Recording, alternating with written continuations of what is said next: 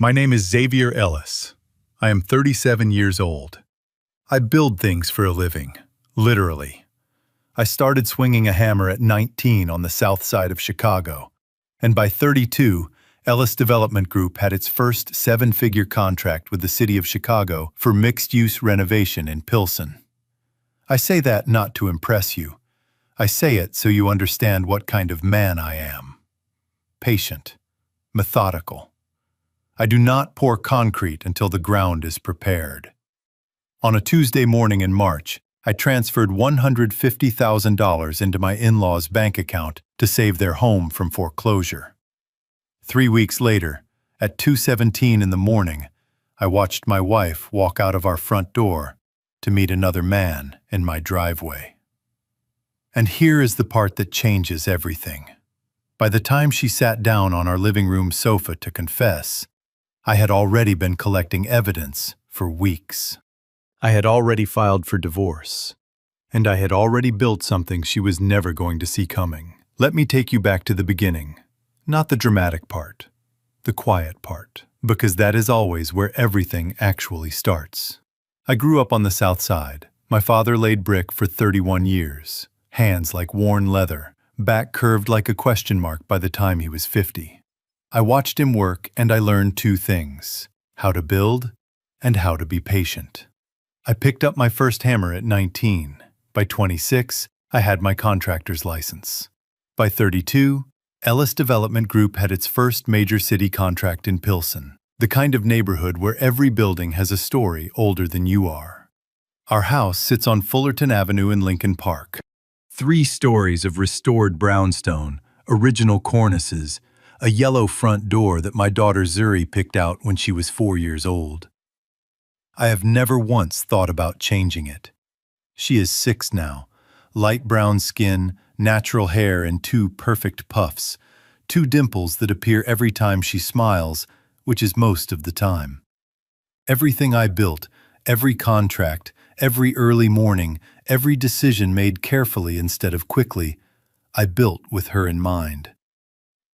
Amaya and I met 11 years ago at a community fundraiser in Bronzeville. She was wearing a burgundy dress, laughing at something her friend had said, and the sound of it carried clear across the room. We dated for 2 years. We married on a September afternoon at Trinity United Church of Christ on 95th Street. And for a long time, what we had was genuinely real. I want to be fair about that. I want to be accurate. For a long time, what we had was real. Trinity United had given us more than a ceremony. It had given us a community, one that still felt, in many ways, like the neighborhood's long memory. In Bronzeville, the church knows things, it remembers, and it protects what it considers its own. I did not know, in those early years, how much that would matter later.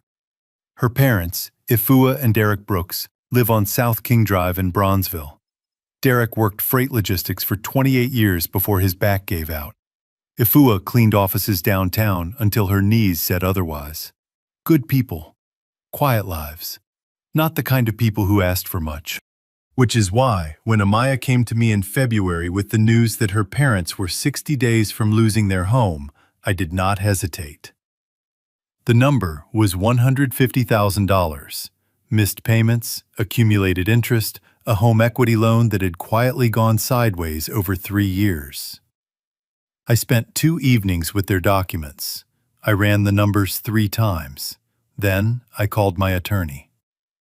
What I did not tell Amaya is that I had those papers drawn up as a formal loan agreement, signed by Amaya, signed by Ifua and Derek, secured against the Bronzeville property, witnessed, notarized, and filed with Cook County Circuit Court. I want to be honest about what that decision was, and what it was not. It was not a trap. At that point, I was not specifically suspicious of Amaya. What I was, after 15 years of building things professionally, was a man who understood that love and legal clarity are not opposites. I had seen contracts worth millions collapse on the strength of handshakes and good intentions. I was not going to leave Zuri's financial future dependent on a feeling, regardless of how solid that feeling seemed on a Tuesday morning in March. So I protected the asset, the way I always protected the things that mattered most.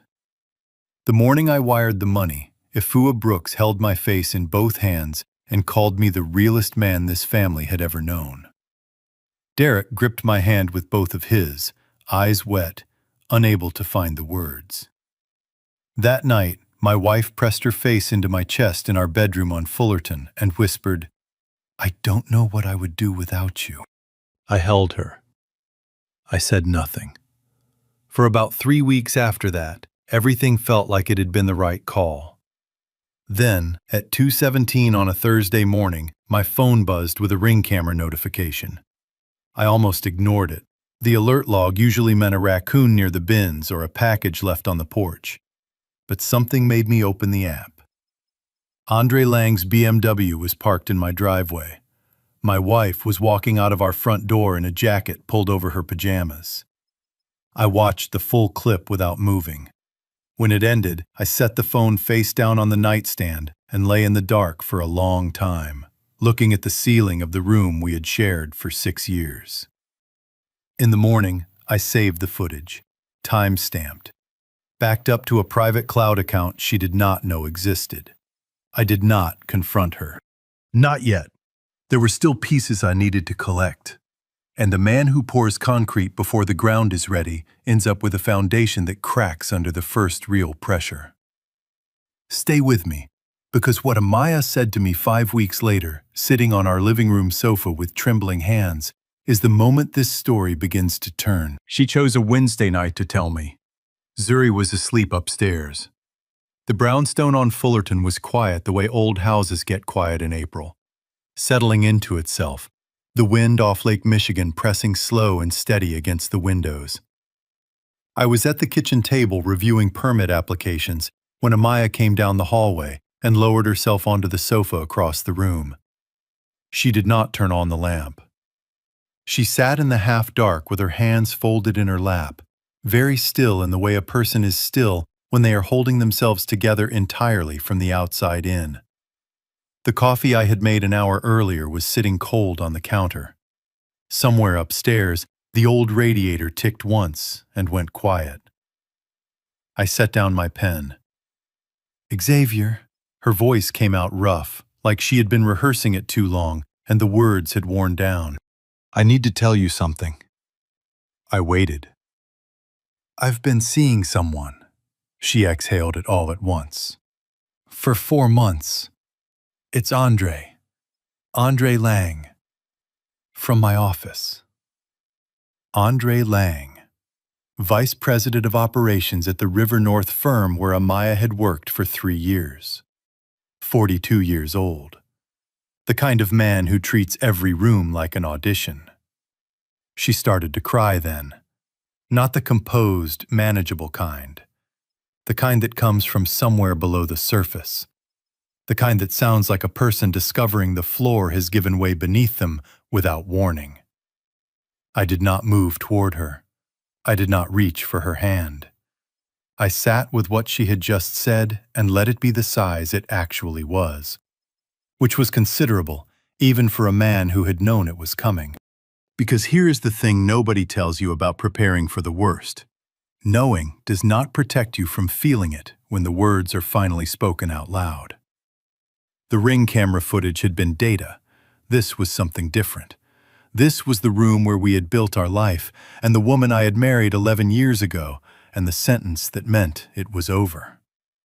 I stood and walked to the window. I looked out at Fullerton Avenue for a moment. The streetlights, a late bus moving south, the wet reflection of light on the pavement after the earlier rain. Then I turned back. "How long?" I asked. 4 months, she said. "It started in November." November. Exactly 3 weeks after I wired the money. "I didn't plan it," she said, her voice still unsteady. "I felt like I owed you something I didn't know how to give back, Xavier. Carrying that feeling, I didn't know what to do with it. And Andre was just there. He paid attention to me." Here is something worth understanding, because this story is not only about betrayal. It is about a specific psychological pattern that quietly erodes marriages long before anyone speaks a word out loud.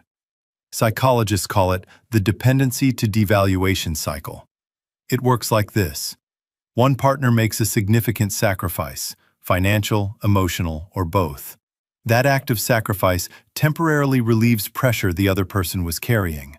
But relief, counterintuitively, can create distance rather than closeness. The partner who was helped begins to feel unconsciously indebted, and indebtedness is uncomfortable. Over time, rather than sitting with the vulnerability of needing someone, some people begin, without fully realizing it, to resent the person they depend on. They find reasons to pull away. They reframe the generous partner as suffocating or distant or simply not enough. Amaya did not fall into Andre's orbit because she stopped loving me. She drifted there because being saved felt, to her, like being owned. Andre offered her the sensation of choosing freely, of wanting something on her own terms. That is not an excuse for what she did, but understanding it helped me respond from clarity rather than from the kind of rage that burns everything down, including the things worth keeping. "I hear you," I said. And I nodded once, not because I agreed, but because I understood the psychology of what she was describing. And I was not going to insult either of us by pretending I didn't. Then I walked to the credenza near the front window. The one Amaya had always used to sort mail and papers. The one where she had never once opened the bottom drawer. I pulled out my phone first. I opened the Ring camera application. I turned the screen toward her and pressed play. 2:17 a.m. Andre's BMW in my driveway. My wife walking out of our front door in a jacket over her pajamas. The long goodbye at the driver's side window. The kiss. Amaya went the color of ash.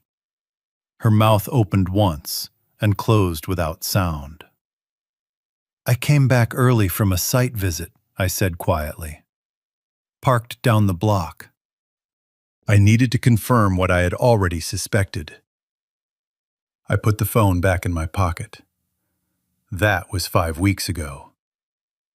She looked at me like she was seeing a different man than the one she thought she had walked in on. "You knew," she whispered.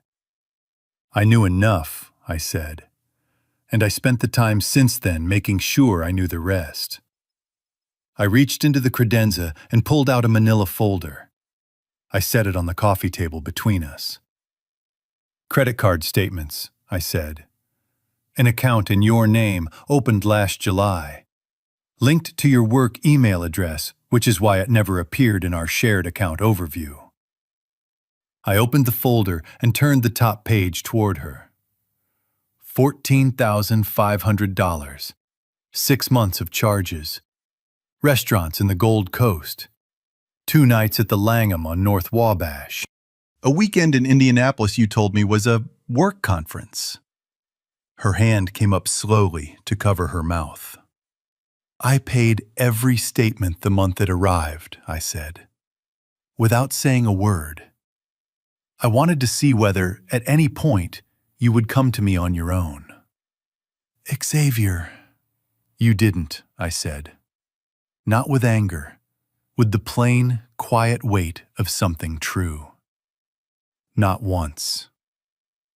That choice, to pay those statements silently rather than confront immediately, was not weakness. Behavioral researchers call it strategic observation. When you sense a betrayal, but do not yet hold the complete picture, confronting early often drives the other person underground. They become more careful, more guarded, and the truth becomes harder to reach intact. But if you hold your position, if you stay steady and allow things to continue on their natural timeline, the full truth surfaces undisturbed, clean, documented, exactly as it is. You are not reacting when the moment finally arrives. You are presenting. That is what those 5 weeks had been, not suffering in silence, preparing in silence. There is a meaningful difference between those two things, and that difference is everything. Now look at the second document, I said. She reached for it carefully, like someone who has recently learned to be cautious about what she picks up. It took her a moment to understand what she was reading. Then her eyes moved to the signature lines at the bottom, and she understood immediately. Her signature, her mother's, her father's. That is a loan agreement, I said, filed with Cook County Circuit Court 6 weeks ago. The $150,000 was not a gift. It was a secured loan, collateralized against the Bronzeville property, notarized and recorded. I paused. I structured it that way not because I suspected you specifically. I did it because I was not going to leave Zuri's financial future unprotected, regardless of what happened between us. That is the kind of man I am, Amaya. I thought you knew that. She set the document down. Her hands would not stay still. You came to me tonight, I said quietly, because you thought the confession would let you control the story.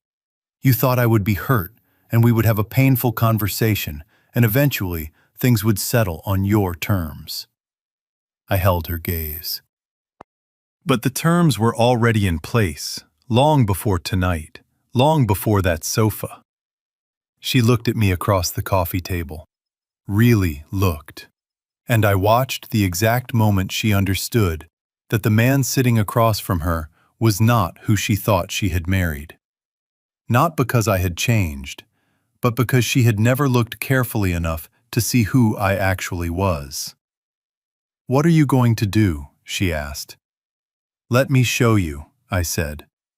Before we go any further, I need to ask you something honest. If your spouse came to you and confessed an affair, would you want to know every detail all at once? Or would you rather be protected from part of the truth?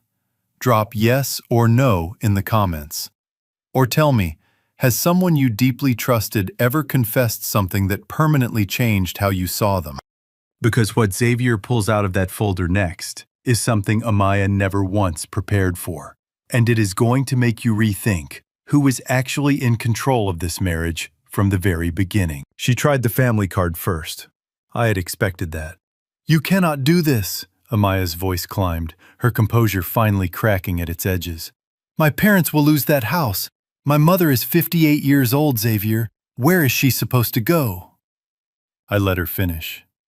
Nobody is losing their home, I said. The loan agreement has a structured repayment schedule. I am not calling the note today. I am telling you it exists because you need to understand the full landscape before you decide how you want to proceed. And if I fight the divorce?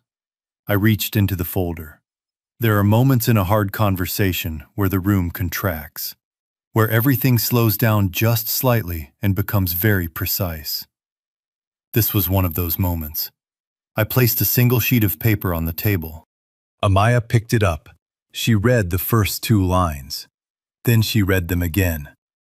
It was a printed text message, dated, authenticated by my attorney. From Pastor Reginald Williams of New Covenant Baptist Church on South Michigan Avenue in Bronzeville, the same congregation the Brooks family had attended for 22 years. The same church where Amaya had been baptized, where our wedding reception had filled the fellowship hall with music and the smell of good food and people who loved us. The message read, Brother Xavier, we are praying for you and little Zuri. The Board of Elders has been informed of the situation, and we stand with you. If there is anything this congregation can do, legal support, counsel, or simply being present, you have only to ask. The paper began to tremble between Amaya's fingers. Pastor Williams knows? Her voice had gone somewhere hollow. Elder Morris reached out to me 3 weeks ago, I said. Andre Lang has a history in that community that several of the elders were already aware of, though I was not until Elder Morris called. When I told Pastor Williams I was considering filing, he initiated the rest of the conversation himself. I did not ask him to reach out. He did it because that congregation has always known what it looks like to stand for what is right, and what it looks like when it isn't. What Amaya was experiencing in that moment has a specific name. Researchers call it a social safety net collapse, and it is often more psychologically devastating than any legal consequence. Here is why. Most people who make harmful choices in a marriage do not fully reckon with the community architecture surrounding them. They assume certain relationships will stay neutral: the church, the mutual friends, the family circle. They design their exit around those assumed neutralities, planning to step out of the marriage and directly into a waiting network of people who will hold them, affirm them, help them build a new story. When those pillars shift, the impact is not just emotional, it is identity level. Amaya had not simply lost a husband. She had lost the version of this story she had planned to tell, the one where she was a woman who had finally chosen herself. Without an audience for that story, the story itself collapsed. What remained underneath it was something much harder to live with: the unmediated truth of what she had actually done, and who had been watching. She set the paper down with the deliberate care of someone who no longer trusts her own hands. "You planned all of this," she said. "No," I said. "I prepared. That is a different thing. Planning implies I wanted this outcome. I wanted none of this. What I did was make sure that if events continued moving in the direction they were already moving, Zuri and I would not be left standing on open ground with nothing underneath us." "You keep coming back to Zuri." "Yes." "Why does everything come back to her?" "Because," I said, "she is the reason any of this matters." I reached into the folder one final time. The last document was the thickest. I placed it on the table without ceremony. Just set it there, the way you set something down that speaks entirely for itself. Amaya picked it up slowly. It was a multi-page LLC filing, Ellis Family Holdings, registered with the Illinois Secretary of State. She turned through the pages carefully, looking for the sentence that would tell her what she was actually holding. She found it on page 4. The clause was clearly marked. "Ellis Family Holdings," she read, her voice going flat and distant. 60% equity interest transferred into irrevocable trust for Zuri Amara Ellis, dated... She stopped, looked up at me. "This is dated 8 months ago." "Yes." 8 months ago, you were already protecting my daughter's future," I said, "regardless of what happened between you and me." She kept reading. Then she reached the secondary clause. She read it twice. Then she set the papers down and pressed both palms flat against the table to steady herself. I want to stop here, because this is where the story moves beyond betrayal and into something worth carrying with you. What I built inside that LLC structure was not a trap. It was a firewall.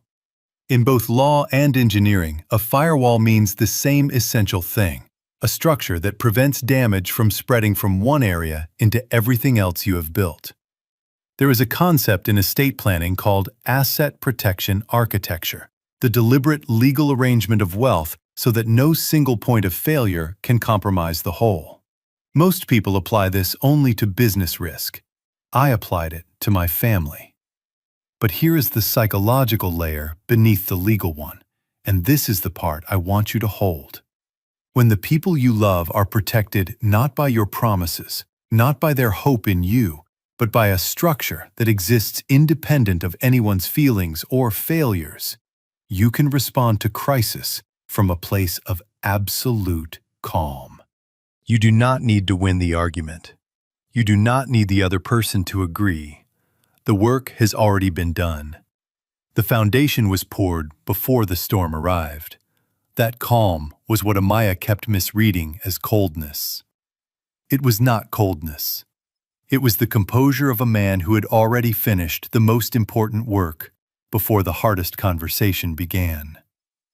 The secondary clause stated in plain language, in the event that either party made a fraudulent or unauthorized claim against Ellis Family Holdings assets during or following dissolution proceedings, including any attempt to access, encumber, or litigate against trust assets without trustee authorization, full fiduciary control of the LLC would revert solely to the trustee until Zuri reached the age of 25. Ellis Family Holdings held the promissory note on the Bronzeville property. If Amaya's attorneys filed fraudulent claims against the company assets, a not uncommon tactic in high-asset divorces, the clause would activate. Control of that note would move into the irrevocable trust. Her parents' home would no longer be negotiable territory. It would be held in trust for Zuri, and Amaya would have no standing to intercede. She could not lose her parents' home simply by disagreeing with me in court.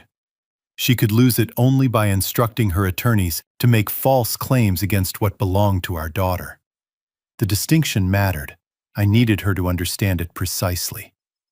She had walked into this conversation believing she was about to confess, take her consequences gracefully, and negotiate from the moral high ground of honesty. Instead, she was sitting across from 8 months of quiet, deliberate, legally sound preparation. Every piece in place, every contingency considered, every document filed before she ever sat down on that sofa. "I thought," she started. "I know what you thought," I said, not unkindly. "You thought I was a good man who was too trusting to see it coming." She closed her eyes. "You have 72 hours, I said. "Get your own attorney. I genuinely mean that. Read every page carefully. Then tell me how you want to move forward." I stood, gathered my permit applications from the kitchen table. "Zuri has a dentist appointment Thursday morning," I said. "I'll take her." I walked out of the room. Behind me, there was no sound except the quiet of a house that had already decided what it was going to become. What Amaya did in those 72 hours, and what I revealed about her father that she never once expected, is the piece of this story that will change how you understand everything that came before it. By the second night of that 72 hours, Amaya had called her mother. I knew because Afua called me at 9:47 p.m., her name appearing on my phone screen while I stood at the kitchen counter making Zuri's lunch for the next morning. Peanut butter and honey on whole wheat. Zuri's standing, non-negotiable order. I let it ring. The following morning, Amaya appeared in the kitchen while I was loading Zuri's backpack. She had not slept. You could see it, not in her appearance, which was composed, but underneath it, in the specific exhaustion of a person whose mind has been rearranging things all night that they thought were settled. Outside, the April light was thin and gray. The kitchen smelled like coffee and the banana bread Zuri and I had made 2 days earlier, still sitting on the counter in a plastic bag. "I want to talk about Zuri," Amaya said. Zuri was upstairs getting dressed. We could hear her singing to herself, some cartoon melody rendered entirely in her own phonetic interpretation of the lyrics. "All right," I said. "If this goes the way you're describing—" She paused to steady herself. "She is going to grow up without her mother in the house. Do you understand what that does to a little girl? And you are willing to do that to her?" I want to name what was happening in that moment, because it is one of the most psychologically layered dynamics in any divorce involving children, and understanding it is the only way to respond to it without losing your footing. Researchers who study high-conflict separations describe a pattern called instrumental parenthood, a situation where a child's well-being is raised not only out of genuine love, but simultaneously as a strategic position in a negotiation. The parent almost always does love the child, and in that same breath, they are using the child's vulnerability as leverage. Both things are true at once. That is what makes it so difficult to respond to and so critical to address clearly, without anger, without matching the emotional temperature. Responding with rage would have been natural. It also would have been the wrong move. because anger would have shifted the conversation from structure to emotion, and structure was the only thing that would actually protect Zuri long-term. Zuri will have full and meaningful access to both of her parents, I said, keeping my voice level. The agreement I am proposing gives you a shared parenting arrangement. Zuri's primary residence will be here with me, but you will have regular, structured time with her. Consistent. Protected. Written into the agreement so neither of us can use it as a bargaining chip later. I looked at her directly. What the agreement does not allow is for Zuri to become a negotiating position. I need you to understand the difference between those two things. Amaya's jaw tightened. I am her mother. Yes, I said, and nothing I have done is designed to take that from her. But I need you to honestly consider who has been making decisions around this child's future, and who has been making decisions around their own comfort. She looked away. The refrigerator hummed. Upstairs, Zuri's singing continued, unaware. There is one more thing, I said. I went to the credenza and retrieved the final folder, the one I had kept separate from the others, held back specifically for this moment because this one required a different kind of care.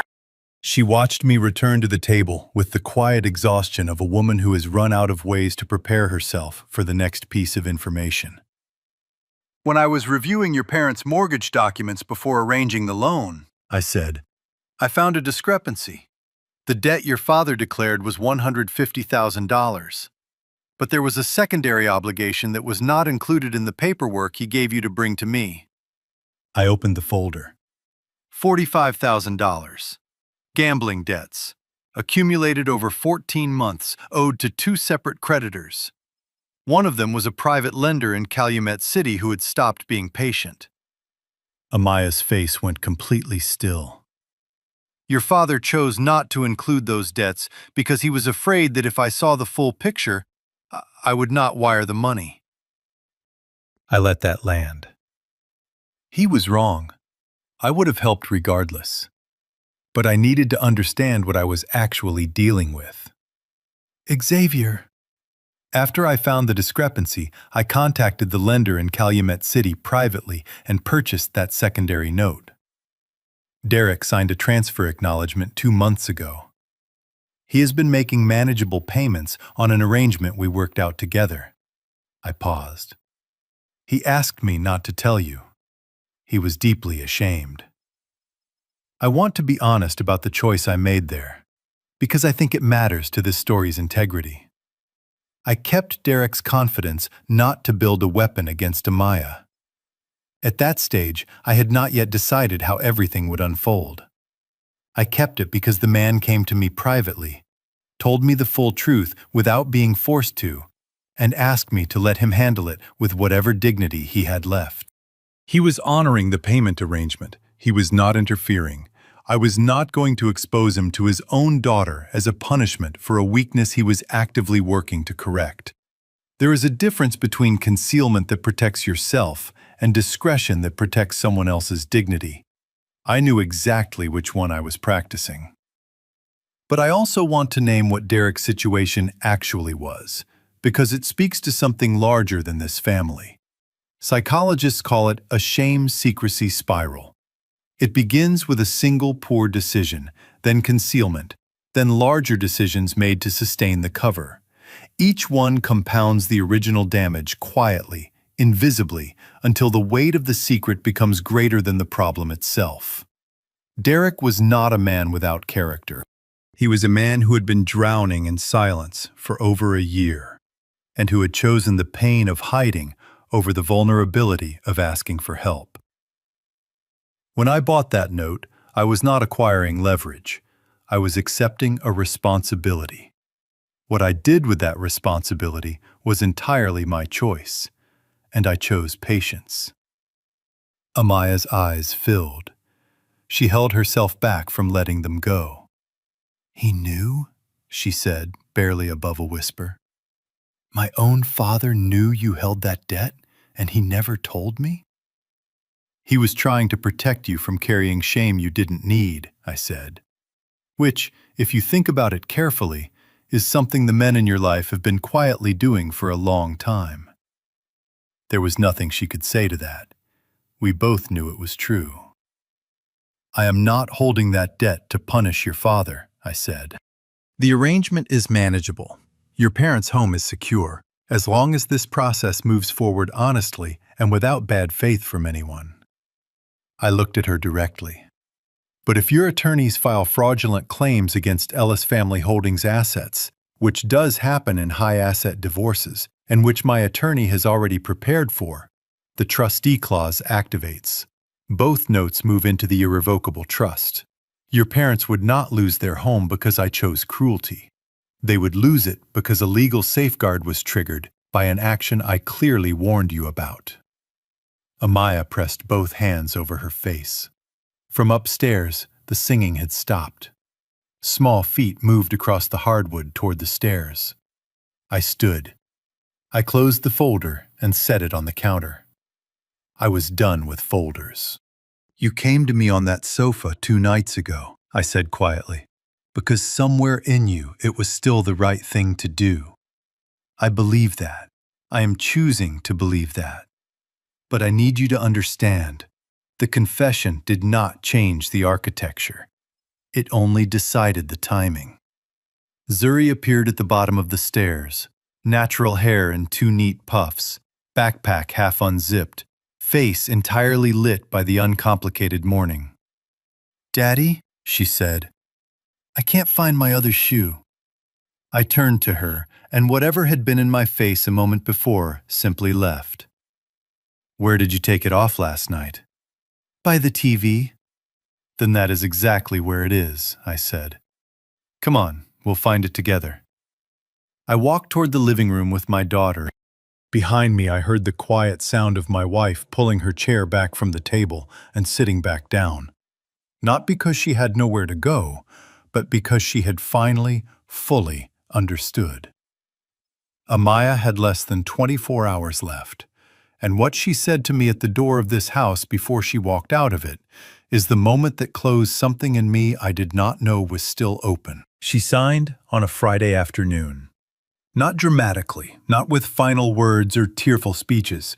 She arrived at my attorney's office on North LaSalle Street with her own counsel, a thorough, direct woman named Patricia Osei, and in just under 2 hours, Amaya Ellis signed her name to a dissolution agreement that was fair, clearly worded, and final. The agreement gave her a shared parenting arrangement. Zuri's primary residence would remain at the Fullerton house with me, with Amaya having regular, structured time on a protected schedule. A fair support arrangement. No claim against Ellis Development Group or Ellis Family Holdings. No fraudulent action against trust assets. The Bronzeville property remained under the original loan terms. Manageable. Patient. Not punitive. Patricia Osei shook my hand at the elevator on the way out. "Your client was generous," she said simply. "I know," I said. I want to be honest about what that moment actually was, because it is easy to watch a story like this build toward confrontation and assume the ending is about winning. It was not. What happened on North LaSalle Street that afternoon was what mediators and family law specialists call a structural resolution, an outcome in which both parties leave with clarity about what exists, what is owed, and what is possible going forward. Nobody receives everything. Nobody loses everything. The child remains at the center. The record is honest, and the future has room, if people choose it, to become something better than the past. That had always been the point. Not triumph. Not punishment. A structure that Zuri could grow up inside without it collapsing on her. The day my wife moved out of the Fullerton house, it was raining. Not the dramatic, theatrical kind of rain. Just a steady, quiet April rain that made the yellow front door look brighter than usual against the gray sky. She came with her sister and 2 friends I had known for years. There were no scenes, no raised voices. The house absorbed the morning quietly. I kept Zuri in the kitchen with a baking project she had been requesting for 2 weeks. Banana bread. She is 6, so what we actually produced was a considerable mess, a slightly lopsided loaf, and the best 2 hours I had spent in longer than I could remember. The front door closed for the last time at 4:20 in the afternoon. Zuri looked up from the cooling rack. "Is Mama gone?" "She went to her new place," I said, "and you are going to see her on Sunday." Zuri considered this with the particular seriousness that 6-year-olds apply to information that actually matters. Then she said, "Daddy, the bread has a crack in it." "That means it rose right," I said. She accepted this completely and went back to examining the loaf. Ifua Brooks called me 11 days later. It was a Thursday evening, just past 9 o'clock. I was on the back deck looking out at the lights spread above Lincoln Park when her name appeared on my screen.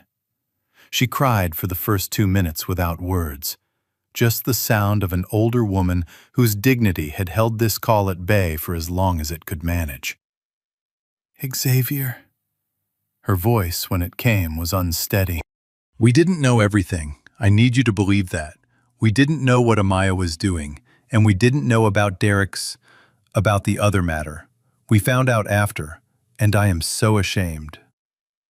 "Miss Ifua," I said, "I am not going to do anything that causes harm to you or Derek. That was never what any of this was about. You have my word." "Why?" she asked, and in that single word was years of weight. "After everything." "Because Zuri loves you," I said, "because you held my face in your hands and called me a real man, and I know you meant every word of it, and because the choices that were made in your house were not yours to answer for." I paused. "I saw the way you always made sure Zuri's coat was buttoned before she went outside, even when you thought no one was watching. You are a good woman. Let things settle. We're going to be all right, all of us." She cried a little more. Then she steadied herself. "I raised her better than this. I need you to know that I truly believed I raised her better." "I know you did," I said. "People make choices for reasons they cannot always explain, even to themselves. That is not your failure. I meantime it. I genuinely, fully meant it." That was the thing that surprised me most, how little I had to reach for that generosity. It was simply there, which told me something important about where I actually was. What I was experiencing that evening has a name in psychology. Researchers who study betrayal and recovery call it narrative reclamation, the gradual process by which a person takes authorship of their own story back from the person who disrupted it. For a long time after a betrayal, the wound sits at the center of everything. Every room holds the ghost of it. Every decision is made in reaction to what was done to you. The person who hurt you is still, in a sense, writing your story, because everything you think and feel and choose is shaped by what they did. Narrative reclamation is the moment that shifts. Not a single dramatic release, a quiet reorientation. The moment you stop reacting and start building again. Not rebuilding what was lost, but constructing something new, from cleaner materials, on ground you have tested yourself. I knew I had reached it when I realized, standing on that deck with the lights of Lincoln Park spread out below me, that I was not thinking about Amaya. I was thinking about what Zuri and I were going to do on Saturday. That was it. Small, quiet, and entirely sufficient. That night, after Zuri was asleep, I sat alone in the living room on Fullerton. The April rain had come back, still the same quiet kind, moving against the windows. The lamp threw a warm circle across the floor. The banana bread was still on the counter. The yellow front door was still the yellow front door. I was not thinking about what I had lost. I was thinking about what was still here. That shift, from the wound at the center of every thought to the ordinary texture of a life moving forward, that is what recovery actually looks like. Not fireworks, not a single moment of release. Just the quiet things filling the space again, one by one, until the space is full. Stay with me one more moment. Because 6 months later, standing in Millennium Park with Zuri's hand in mine, I finally understood what all of it had actually been for. 6 months later, on a warm Saturday in October, Zuri and I went to Millennium Park. She wanted to see the bean. She always wants to see the bean.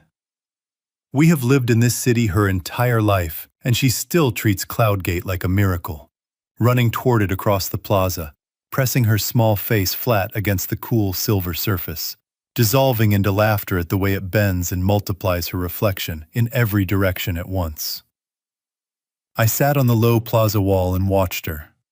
The afternoon light was doing what Chicago October light does, arriving low and golden off Lake Michigan, giving every surface a particular clarity. The kind of light that makes things look more like themselves than they usually do.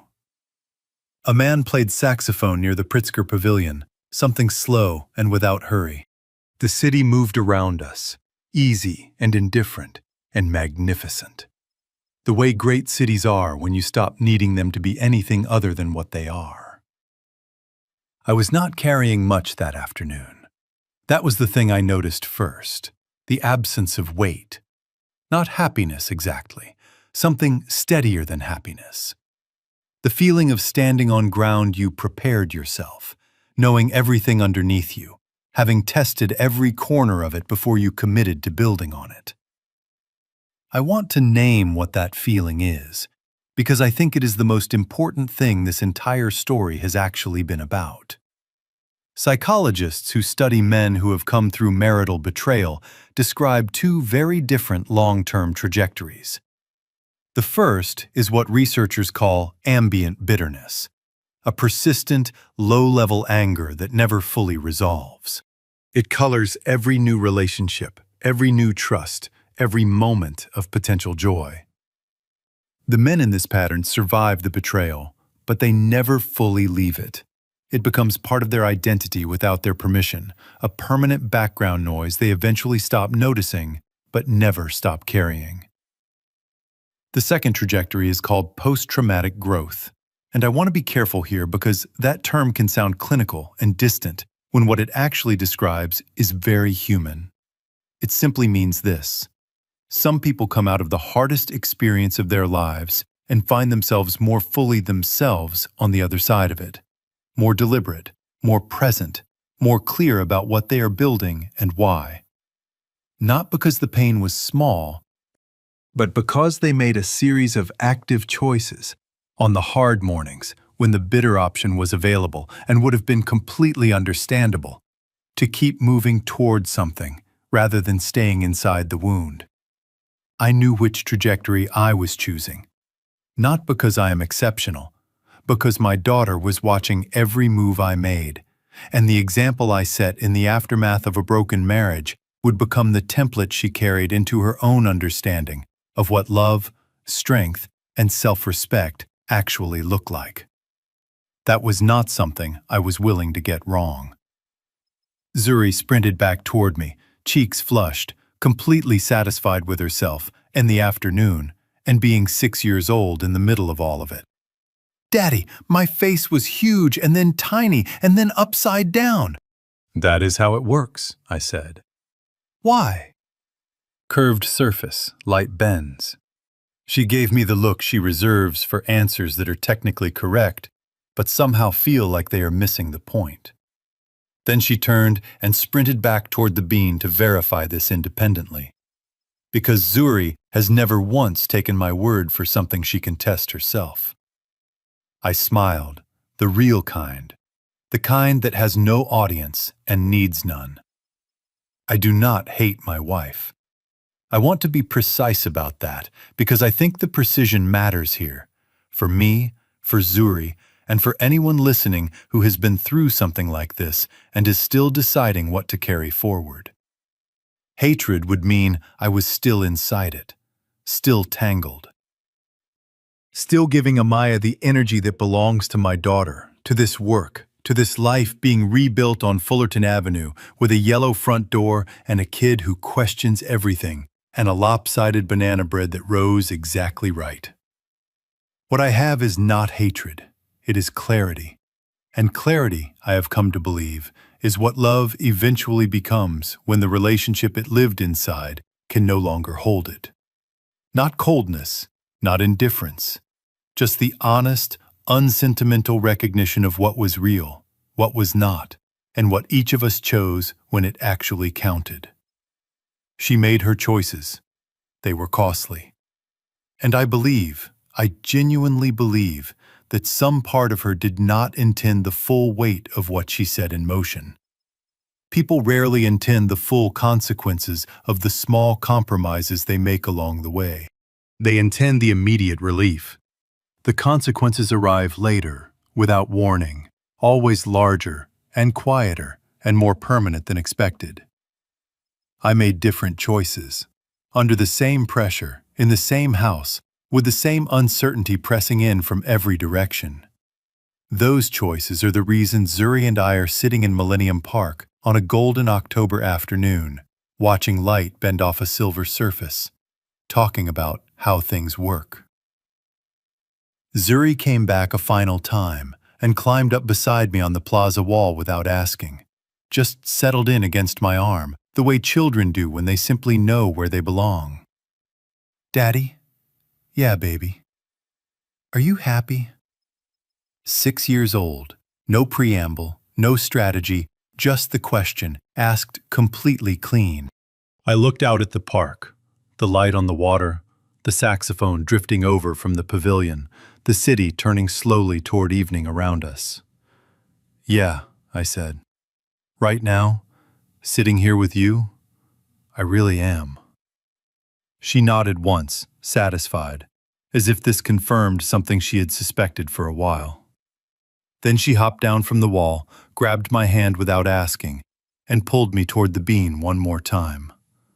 I let her lead. This story teaches us that silence is not the absence of power. Sometimes, it is the most disciplined form of power there is. The season in which a person is measuring, preparing, and deciding, quietly and without announcement, what kind of future they are willing to build. Real love does not ask you to disappear inside it. Real partnership does not survive on one person's sacrifice while the other person searches for an exit. And the most important things we protect are not always accounts or contracts or square footage. They are the children watching us, learning from us, forming their first and deepest understanding of what strength, dignity, and self-respect actually look like.